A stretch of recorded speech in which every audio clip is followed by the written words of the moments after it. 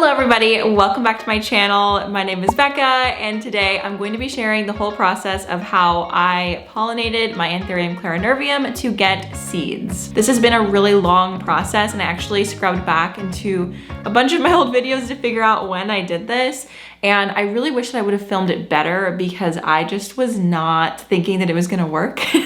So I guess I didn't try like all that hard to get like amazing footage of this process, but I'm gonna explain it to you and show you some pictures of the process as well. So Anthurium are one of those plants that are going to flower quite often, and they're actually very easy to pollinate and cross-pollinate, which is awesome because if you are a person who likes to experiment with your houseplants, this is a really great way to do that. So this is what an Anthurium flower actually looks like. They're not very pretty. Aroid flowers in general are just not super impressive. They're not really known for that specifically. They're more known for their foliage, but nonetheless, it means that you can start the process of pollinating. So Anthurium flowers go through phases where they are both male and female, which means that they create pollen and they can also receive pollen. The flower will hit the female phase first, which means that you're going to have to wait until that flower gets to the male stage, collect the pollen, and then wait for another flower to come up, or you can cross-pollinate with another Anthurium flower that is in the female stage and is ready for pollen. Based on the research that I've done, the minimal research that I've done on this, not all Anthurium are compatible with each other. For example, the clarinervium and the veitchii will not cross-pollinate with each other. So you have to cross-pollinate Anthurium that are from the same section within the Anthurium family. And I don't have a ton of information about this, but if I find anything from now to the point that I post this video, I will link it down below because I am curious to do a little bit more research on this myself because I have a few other Anthurium that are blooming and I would love to cross-pollinate them because making new hybrids would be so cool. Once the flower gets past that female stage, so the female stage is when it has sap on it, so it creates like a little sticky, watery substance. So once that has gone away, the flower will start to move into the pollen phase, or the male phase, for lack of a better word. At that point, the pollen is really easy to sort of shake off the plant. So what I did is I took a paintbrush and I just took one of these little caps, but you can also use a little takeout container, like, you know, like the sauce containers for takeout.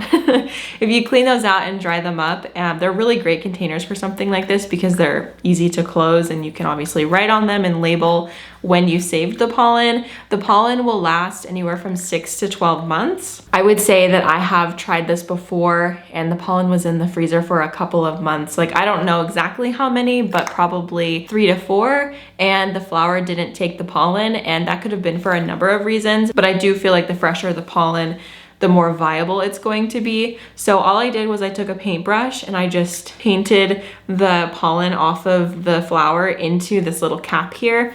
And then I covered it with tin foil, and then I wrote the date that I took the pollen. And the date that I actually took the pollen for this specific flower was June 7th. And by around August 10th, I was able to pollinate the flower. So that's really great. And I think that's a big reason why it actually ended up taking. If you have another compatible flower that's in the right stage, you don't need to like store it away for a couple of days. You could just use it right away, just using your finger or something like that. So with that said, the pollen that I used to pollinate the new flower was from the same plant. So I basically did a self-pollination situation. But once you do have another flower that is in that female stage, the viable stage where it has the little liquid sappy substance on the flower, you can use a paintbrush again to scoop up the pollen and then brush it onto the flower as much as you can. For my flower, I might have pollinated it like a little bit too early because the entire flower wasn't covered in that sap. It was only like it was most of the flower, but it was just like a section of it. And only the parts that had that like juice stuff is what eventually became a berry. The process from there is pretty simple. I noticed that the little sections of my Anthurium flower just started getting more and more swollen, and it never went into the male phase. So that's how I knew that it actually took, because it never produced pollen because it was already working on making the seeds. And from start to finish, this process took 9 months. So I started this in August. I posted the video on August 10th, so assuming that I did this maybe around August 7th or 8th, And then I wasn't able to harvest the berries until like last week, and we are in June. So it was like the end of May. Okay, so I guess it was like 7 or 8 months then. So not like a full human gestation period of time, but it was a really long time nonetheless. And the entire time that she was working on building these berries and all of these seeds, I had to be so careful not to let anything happen to this flower because the plant lives in my greenhouse cabinet, so I tend to move it in and out to water it, and I just had to be very careful to not let anything happen to this flower because, again, it took a really, really long time. So I'm mainly just sharing my experience, and if you want to try it, hopefully this can be helpful, but I'm gonna link some other videos in the description box that were really helpful for me in just this entire process, because there's other people who do this a lot more often and have a lot more experience, and I would love to showcase their channels. So I knew that the berries were ripe when they turned orange. Every Anthurium is gonna have a different like point in which it is ripe. So for the Clarinervium, it was when they turned orange, and I've seen some Anthurium where they turn like a really deep red color, which is really cool. That would be a fun one to see, but mine was really, really bright orange. And so I'm gonna let vlogging me take it away from here because I'm going to pop all the berries and sow them, and we will see what happens after that. Today we are doing something super fun. We are going to be planting up some seedlings from my beautiful, wonderful, sweet lady, Anthurium clarinervium. She has been working on this cluster of berries, this flower, for a very, very long time. I'm going to show you the supplies that I have for this video, which is very, very simple. So I have a little tray here, which is actually a seed starting tray that I bought because I wanted individual cells, and then I started to stuff the cells, and I was like, I don't really like how this is working out. So I just took out the seed tray, and now I only have, you know, the tray and the lid. This is basically a takeout container. Now that I know that this is pretty much all I would have needed, I would have just had a nice takeout dinner and then cleaned out the container and then done this. So just for your, you know, if you guys want to do this in the future, this one is nice because it has a, well, I don't know if you can really see that, but it has a little air vent situation. So I can have this, I can like bend this to be a little bit more open so that it has like a little bit of airflow. Inside of here, I have sphagnum moss. This is the last of my sphagnum moss actually. So I just made like a little bed, and it's not packed super tight. And I plan on just putting the seeds directly into the spag at, I don't know how many I'm gonna get. I'm assuming I'm gonna get a lot because out of the berries that I have popped already, there have been like 2 seeds in most of them. So I've waited until they turned a nice orange color because this is what I have heard is the prime ripeness. I did, however, accidentally knock off one of these berries before it was fully orange, and I have the seedlings from that, and it's just in this cup of water. I think I'm gonna dump out the water. I'll show you what these look like when we get to the planting part, but they do have like a little bud on them, like they're trying to germinate.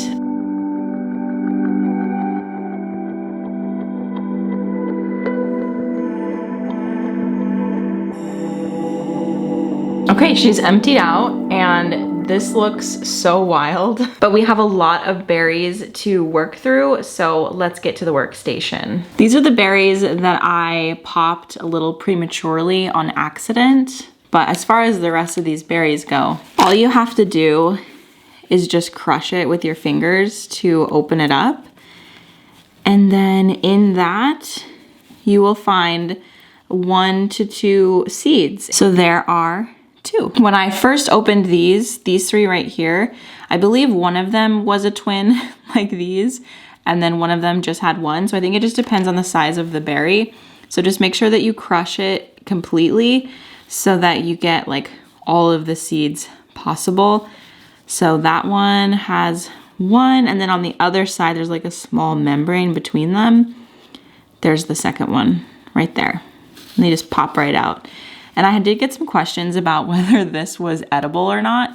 And it could be, but I'm not gonna eat it to find out.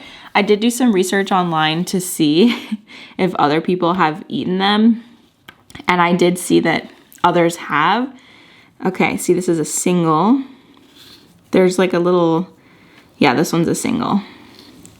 Anyway, I did see some interesting articles online of other people trying them and saying what they tasted like. Honestly, I don't think that the flavor is really much to write home about based on what everybody was saying. I haven't tried them myself, but anyway, just for anybody out there who's curious about that.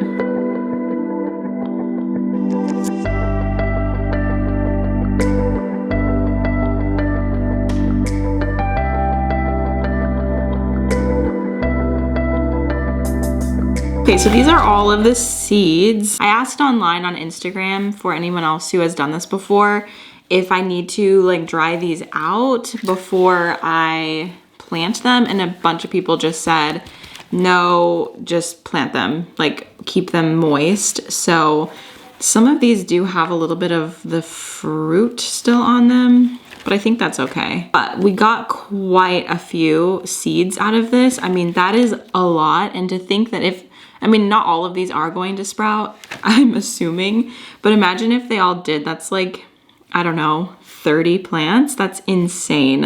I feel like I should count it just so I know like how many I sowed and then how many actually worked. So I'm gonna do that really quick. This is about 63 seeds. I don't know what I was thinking with 20, is that right? They're kind of sticky, so it's a little hard to count all of them. But so 63, 64, 65. 65 seedlings came off of that one flower. That is crazy. I'm not quite sure how to go about this because that's just so many, but I think what I'm gonna do is just take off a layer of the spag, sprinkle them on, and then put this layer of spag back on the top and see what happens there. But I'm just going to put these in and see what happens. This is how I see most people do it. Growers and things like that aren't exactly sharing their methods, so this could be very wrong, but I have done seedlings in the past. Like I bought seedlings from somebody, and this is pretty much how I did it. I only had like 10 though. I didn't need like a ton of space for them. So I don't know, I'm just gonna monitor it and see. And I'm also gonna see how many I can fit in by just doing it like this. We will see.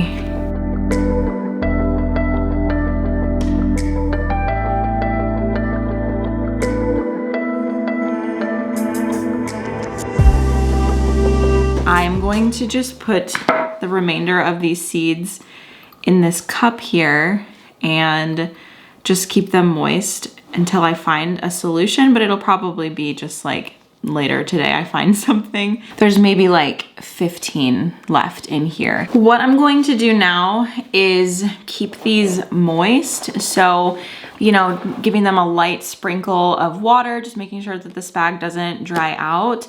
And then I'm going to put it under a grow light. So it's gonna live under my mother grow light because the mother grow light is very good.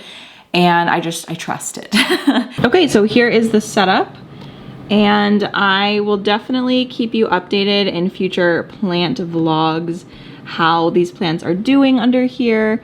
And I'm really excited to see all of these seedlings grow. Fingers crossed that they are happy. Thank you very much for watching this video. I hope that you enjoyed. And if you have any tips or questions or advice or anything like that about starting Anthurium seeds or pollinating them or anything like that, please leave them down in the comments below. I really want this video to be a resource for people to learn from. And for myself, selfishly, I'm really hoping that some of you have done this before and can maybe offer some tips for how to improve or just make sure that they stay happy. Make sure to subscribe if you're not already so that you don't miss the updates on these. As I said, I will update in plant chores videos in the future. And yeah, thanks so much for watching. I'll see you next time. Bye.